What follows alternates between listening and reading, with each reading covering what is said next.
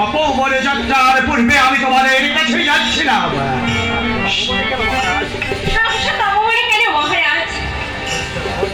মহর্ষি বিশ্বামিত্র এসেছিলেন, তিনি ত্রিবিদ্যা সাধনের যজ্ঞ করবেন, আমাকে সে যজ্ঞশালার দাঁড়ি হবার আহ্বান জানিয়েছে। হ্যাঁ শৈবা। কি বললেন দাড়ি? হ্যাঁ। না বাবা, না বাবা, ওই খ্যাপা বামুনটার কথায় তুমি তপবনে যেও না বাবা। ছি ছি, তুমি দাড়ি হলে প্রজারা তোমাকে কি বলবে বাবা? ছি ছি বাবা রহিতেশ্বর, এমন কথা বলতে নেই বাবা। ব্রাহ্মণ চিরদিনই হচ্ছে আমাদের মাথার মণি, তাদের আদেশ পালন করা আমাদের শিরোধার্য। মহারাজ, শুনেছি ত্রিবিদ্যা সাধনে ভগবত লাভ হয়, তাই যদি হয় তাহলে মহর্ষির জন্য হবে অধর্ম সাধন। ভগবানকে পদান্বিত করা সাধনার ফল কখনো শুভ হয় না। তা আর হয় না শৈবা, তা আর হয় না। আমি যে মহর্ষিকে কথা দিয়েছি, আমার জীবনে তো শৈবা আমি কোনোদিন আমার কথার অমর্যাদা করিনি, আজও আমি অমর্যাদা করবো না। তাছাড়া মহর্ষি হচ্ছেন ভীষণ রক্তচটা মানুষ, আমি যদি তার কথার অবাধ্য হই তাহলে মহা অনর্থ হবে। কত হবে? ওই খ্যাপা মামুনের রাগে তোমার কি আসে যায়?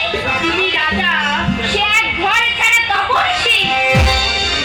ছি বাবা রহিতেশ্বর, ছি, অমন কথা বলতে নেই বাবা। তিনি ব্রাহ্মণ, আমি ক্ষত্রিয়, তার আদেশ পালন করাই যে আমার কর্তব্য। মিথ্যা কথা মহারাজ, মিথ্যা কথা। সে আপনার যদি অন্যায় হয় তা পালন করা কিছুতেই উচিত নয়। অন্যায়কে প্রশ্রয় দেওয়া মহাপাপ। মন্ত্রী বাসুদেব, তার প্রান্তে দাঁড়িয়ে আমি সবই শুনেছি মহারাজ।